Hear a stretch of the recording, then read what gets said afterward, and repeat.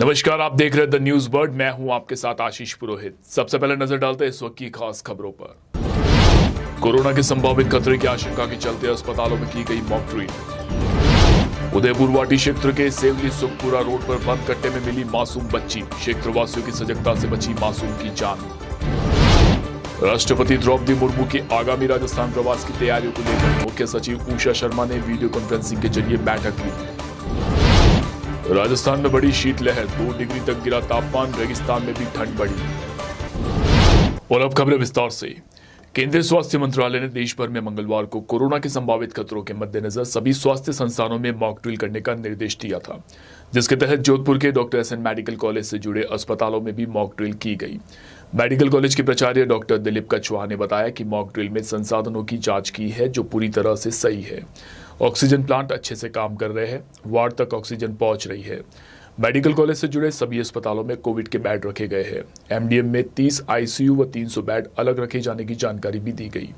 मथुरा दास माथुर अस्पताल अधीक्षक डॉक्टर विकास राजपुरोहित ने बताया कि मॉक ड्रिल के तहत अस्पताल के उपकरणों की जांच करने के साथ ही ऑक्सीजन प्लांट की भी जांच की गई, जिसमें पाया गया कि सभी उपकरण सुचारू रूप से कार्य कर रहे हैं।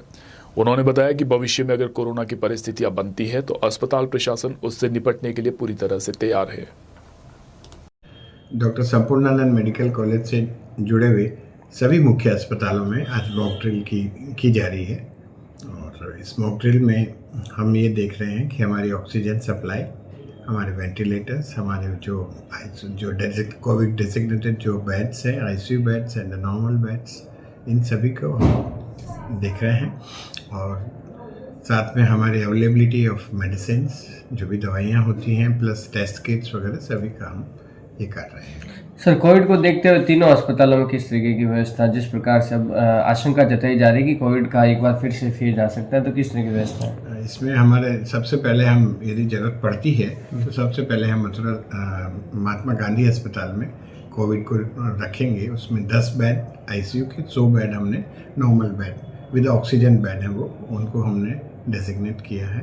और आगे जैसे जैसे ज़रूरत पड़ेगी वैसे वैसे हम अलग पूरा एमडीएम में भी यदि जनाना होगा तो हम जनाना के जो लीवर के पेशेंट्स हैं उनके लिए भी यदि ज़रूरत पड़ी, पीडियाट्रिक के लिए ज़रूरत पड़ी तो एमडीएम भी खोलेंगे। और एक बार यदि हम एमडीएम खोल लेंगे तो फिर हम सारा काम इधर ही शिफ्ट करेंगे। भाई, क्या मिला, क्या विशेष था? हाँ, नहीं, आज जैसे कि हमारे को राजस्थान सरकार से निर्देश मिले थे कि मॉक ड्रिल की जानी है, तो उसको पूरा किया गया, जिसमें सभी ऑक्सीजन प्लांट्स, पीएसओ प्लांट्स, हमारे लिक्विड ऑक्सीजन टैंक प्लांट्स, सभी की जांच की गई, सभी वर्किंग फंक्शनल है। इसके अलावा जो हमने 30 बेड और 300 बेड जो डेडिकेट कर रखे हैं, कोविड के लिए रिजर्व कर रखे हैं आईसीयू के और जनरल, उनको भी दिखाया गया कि वो भी फुली इक्विप्ड है। और किसी भी प्रकार की अगर वेव आती है तो एमडीएम अस्पताल पूरा प्रशासन सजग और सतर्क है। और आम लोगों से भी मेरी यही अपील है कि मास्क लगाएं और जो कोविड प्रोटोकॉल को फॉलो करें। और जिन लोगों ने वैक्सीनेशन नहीं करवा रखा है उनसे भी हमारी विनम्र अपील है कि वैक्सीनेट करें अपने आप को, ताकि आप सब लोग स्वस्थ रह सकें। देश की राष्ट्रपति द्रौपदी मुर्मू 2 दिवसीय दौरे पर 3 जनवरी को माउंट आबू आ रही है, जहां वह ब्रह्मा कुमारी संस्थान के आबू रोड स्थित शांतिवन में आजादी के अमृत महोत्सव से स्वर्णिम भारत के तहत आध्यात्मिक सशक्तिकरण से स्वर्णिम भारत का उदय विषय पर आयोजित सम्मेलन का उद्घाटन करेंगी। कार्यक्रम के पश्चात वे माउंट आबू के ज्ञान सरोवर जाएगी तथा ज्ञान सरोवर में ही रात्रि प्रवास करेंगी। 4 जनवरी को प्रातःकाल ध्यान साधना के बाद संस्थान के साकार संस्थापक प्रजापिता ब्रह्मा बाबा की कर्मस्थली पांडव भवन जाएंगी। इसके बाद वे पुनः ज्ञान सरोवर में भोजन कर पाली के लिए रवाना हो जाएगी। महामहिम राष्ट्रपति द्रौपदी मुर्मू के आगामी 3 और 4 जनवरी को प्रस्तावित राजस्थान प्रवास की तैयारियों को लेकर मुख्य सचिव उषा शर्मा ने मंगलवार को वीडियो कॉन्फ्रेंसिंग के जरिए बैठक ली। वीडियो कॉन्फ्रेंस में जयपुर मुख्यालय सहित उदयपुर, जोधपुर, पाली और सिरोही जिलों के अधिकारी शामिल हुए। मुख्य सचिव शर्मा ने महामहिम के यात्रा कार्यक्रम की विस्तृत जानकारी देते हुए उनके आगमन से लेकर प्रस्थान तक तथा विभिन्न आयोजनों के दौरान निर्धारित प्रोटोकॉल की अक्षरशः पालना करने के निर्देश दिए। उन्होंने संबंधित अधिकारियों को सभी तरह की व्यवस्थाएं चाक चौबंद रखने के लिए पाबंद किया। शर्मा ने कहा कि महामहिम की यात्रा कार्यक्रम के दौरान संबंधित जिले के जिला कलेक्टर प्रभारी अधिकारी रहेंगे, जो सभी अधिकारियों को समन्वय करते हुए यात्रा की समस्त तैयारियां सुनिश्चित करेंगे। जोधपुर के चौपासनी हाउसिंग बोर्ड सेक्टर 11 में स्थित मुख्य सड़क के किनारे बने पार्क की चारदीवारी के पास कैबिन रखकर निरंतर अतिक्रमण किए जाने का मामला सामने आया है। क्षेत्रवासियों ने बताया कि पार्क की दीवार के पास रात के अंधेरे में निरंतर कैबिन लगाकर अतिक्रमण किए जा रहे हैं, लेकिन जिम्मेदार अधिकारी अतिक्रमण के विरुद्ध कोई ठोस कार्यवाही नहीं कर रहे हैं, जिसके चलते अतिक्रमियों के हौसले बुलंद हैं। वीडियो में साफ देखा जा सकता है कि किस तरह रात के अंधेरे में क्रेन की सहायता से पार्क की दीवार के पास कैबिन लगाए जा रहे हैं। झुंझुनू के उदयपुर वाटी इलाके के सेवली सुखपुरा में बकरी चरा रहे बुजुर्ग की सजगता से एक मासूम की जान बच गई। दरअसल सेवली सुखपुरा के जंगल में 1.5 साल की मासूम को प्लास्टिक के कट्टे में बंद करके झाड़ियों में छोड़ दिया गया था। इसके बाद वहां बकरी चरा रहे बुजुर्ग ने बच्ची के रोने की आवाज सुनी तो उन्होंने सड़क से गुजर रहे वाहनों को रुकवाना शुरू किया। इसके बाद नंदलाल यादव के साथ गाड़ी में सवार महिलाओं ने गाड़ी से उतरकर कट्टे के मुंह को खोला और कट्टे से बाहर बच्ची को निकाला और अपनी गाड़ी से लेकर इसे उदयपुर वाटी पहुंचे। बच्ची को उदयपुर वाटी के सरकारी अस्पताल में भर्ती करवाया गया। सूचना के बाद उदयपुर वाटी पुलिस अस्पताल पहुंची और घटनाक्रम की जानकारी ली। पुलिस बच्ची के परिजनों की जानकारी जुटाने में लगी हुई है। नंदलाल यादव, चंदा देवी और भास्कर कुमावत जो सांगानेर जयपुर के रहने वाले हैं, जो सांगानेर जयपुर से सड़क खेतड़ी जा रहे थे, जो सेवली सुखपुरा के पास में एक बकरी चराने वाला गवाड़ बूढ़ा बाबा मिला, जिन्होंने गाड़ी रुकने का इशारा किया इनको, तो गाड़ी वाले ने गाड़ी को रुकवा करके और पूछा क्या बात है, तो बताया कि एक अननोन बच्चा जो सफ़ेद कट्टे के अंदर पड़ा हुआ खाई में रो रहा है। तो हमने उस बच्चे को उठाया और उठाकर बच्चे को और कट्टे को खोल करके देखा तो उसमें एक अननोन बच्ची उम्र करीब 1.5 साल की जो मिली है, जो यहाँ CSC उदयपुर वाटी लेकर के आए। मन हेड कांस्टेबल दयाराम ने डॉक्टर साहब को तहरीर दी, वह उनसे पूछा कि बच्ची कहाँ मिली, तो इस सारी वार्ता उन्होंने बताया। बच्ची डॉक्टर साहब से पूछा तो स्वस्थ बता रहे हैं। एक दैनी आँख में बच्ची के पहले का कोई फोड़ा बना हुआ है और बाकी बच्ची स्वस्थ बता रहे हैं। सीकर में गणतंत्र दिवस की तैयारी को लेकर मंगलवार को जिला सभागार में जिला कलेक्टर अमित यादव की अध्यक्षता में बैठक आयोजित हुई। जिले भर में गणतंत्र दिवस बड़े ही हर्षोल्लास से मनाया जाएगा। इसको लेकर जिला कलेक्टर ने सभी प्रशासनिक अधिकारियों को दिशा निर्देश दिए। जिला स्तर पर होने वाले कार्यक्रम की तैयारियों को लेकर उन्होंने अधिकारियों से चर्चा की और संबंधित अधिकारियों को आवश्यक दिशा निर्देश दिए। क्या कुछ दिशा निर्देश दिए हैं, किस तरह तैयारियाँ? आज 26 जनवरी की प्रिपरेशन मीटिंग ली गई जिला कलेक्ट्रेट सीकर के सभागार में। इसमें सभी DLO उपस्थित थे। मेनली जो अपने एक झांकियों के कार्यक्रम जो है, ताकि सभी विभाग सरकार के भी जन कल्याणकारी स्कीमें हैं और आमजन से संबंधित जो जानकारी है उसकी अच्छी से झांकियाँ प्रिपेयर करें। साथ में चूँकि कोविड बढ़ रहा है तो कोविड के परिप्रेक्ष्य में देखते हुए व्यवस्थाएँ आ रही हैं उस बेस के साथ। और इसके अलावा जिन जिन लोगों के समाज जो अच्छा कार्य करते हैं, जो 26 जनवरी को सम्मानित होते हैं, उन सभी की डिटेल्स जो 15 जनवरी तक समय में देंगे ताकि जो कमेटी है प्रॉपरली एग्जाम करके। विधायक संयम लोढ़ा ने राजकीय श्री सारणेश्वर सार्वजनिक जिला पुस्तकालय सिरोही में निर्माणाधीन वातानुकूलित पुस्तकालय व वाचनालय के निर्माण व सुदृढ़ीकरण कार्य का निरीक्षण कर अधीनस्थ अधिकारियों को आवश्यक दिशा निर्देश दिए। मौके पर उपस्थित सार्वजनिक निर्माण विभाग के सहायक अभियंता रमेश परिहार ने विधायक लोढ़ा को बताया कि फरवरी महीने में लाइब्रेरी बनकर तैयार हो जाएगी और विद्यार्थी वातानुकूलित कंप्यूटरीकृत लाइब्रेरी में पढ़ सकेंगे। अभी 60% से अधिक का कार्य पूर्ण हो चुका है। विधायक संयम लोढ़ा ने लाइब्रेरी में पढ़ रहे छात्र छात्राओं से मुलाकात कर बातचीत की और पुस्तकालय की व्यवस्थाओं के बारे में जानकारी ली, जिस पर विद्यार्थियों ने बताया कि पुस्तकालय में सुविधाएं बेहतर है। लाइब्रेरियन प्रदीप सिंह राठौड़ ने विधायक लोढ़ा को बताया कि अभी लाइब्रेरी में 80 से अधिक विद्यार्थी नियमित रूप से आ रहे हैं। वातानुकूलित लाइब्रेरी बनने के बाद विद्यार्थियों की संख्या में बढ़ोतरी होगी। अभी पुस्तकालय में 55,400 से अधिक किताबें हैं। जोधपुर पुलिस कमिश्नरेट के निर्देशानुसार चौपासनी हाउसिंग बोर्ड थाना पुलिस ने वाहन चोरों की धरपकड़ के लिए चलाए अभियान के तहत एक वाहन चोर को पकड़ने में सफलता हासिल की है। चौपासनी हाउसिंग बोर्ड थाना पुलिस ने बताया कि मुखबिर से मिली सूचना के आधार पर कार्रवाई करते हुए चोरी की बाइक के साथ एक चोर को गिरफ्तार कर थाने लाया गया। पुलिस ने बताया कि पूछताछ करने पर आरोपी ने शहर के विभिन्न क्षेत्रों से 7 बाइक चोरी करना स्वीकार किया है। आरोपी से पूछताछ जारी है। मुलजिम को मुखबिर की इत्तला पर चोरी की मोटरसाइकिल सहित पकड़ा, जिसे पूछताछ की गई। उसने जोधपुर शहर में से करीब 7 मोटरसाइकिलें चोरी करना बताया है, जिससे पूछताछ और अनुसंधान जारी है, न्यायालय में पेश किया जाएगा। और कोई क्या आपराधिक रिकॉर्ड और भी? अपराध रिकॉर्ड तो आ रहा है, भेजा हुआ है। यहाँ वक्त तो चला एक ब्रेक का। ब्रेक के बाद भी खबरों का सिलसिला जारी रहेगा। आप बने रहिए द न्यूज बर्ड के साथ।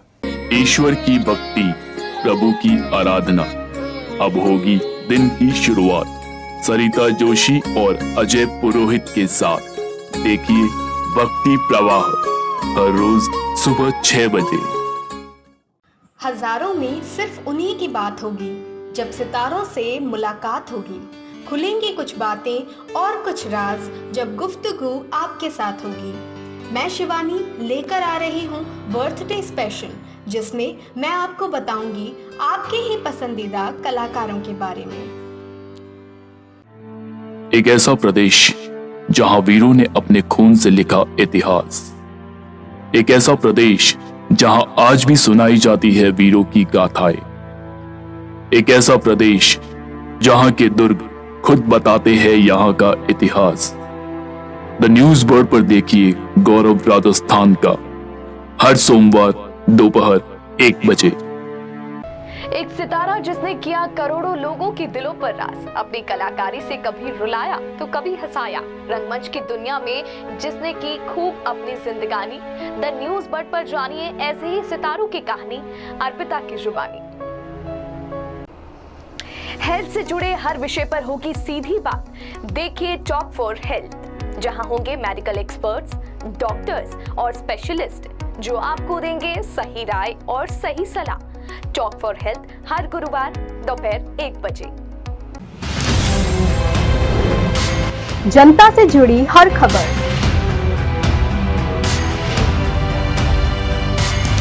खबरों से जुड़ा हर सच,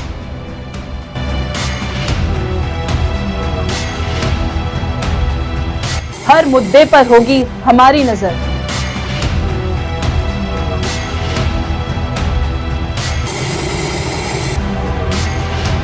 हम आपको बताएंगे खबरों के पीछे का सच।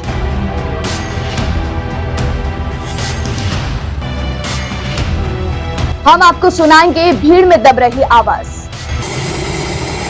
जनता के घरों से सरकारी गलियारों तक।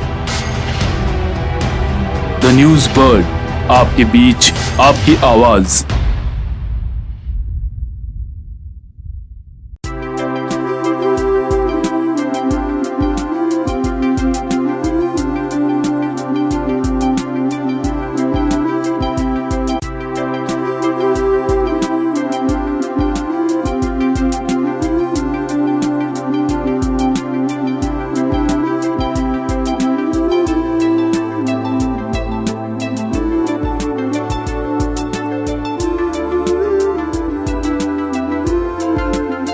ब्रेक के बाद एक बार फिर से आपका स्वागत है।